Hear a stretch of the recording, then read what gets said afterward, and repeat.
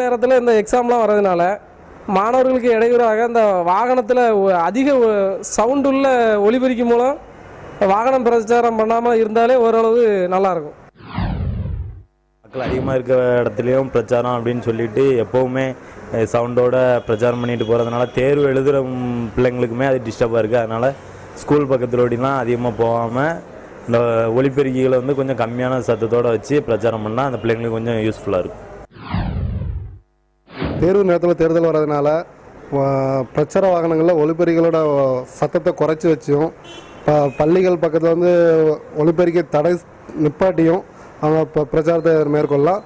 மாணவர்களுக்கு எந்த ஒரு இடையூறு இல்லாமல் பிட் நோட்டீஸு வால் போஸ்ட் இந்த மாதிரி அவங்க வந்து பிரச்சாரத்தை மேற்கொள்ளலாம். பிரச்சாரம் பண்ணிக்கிட்டு போங்க, ஒலிபெருக்கி சத்தத்தை குறைவாக வச்சு பள்ளி கல்லூரி இருக்கிற இடத்துல வந்து எந்த விதமான இடையூறு செய்யாமல் தேர்தல் பிரச்சாரம் செய்ய வேண்டும்.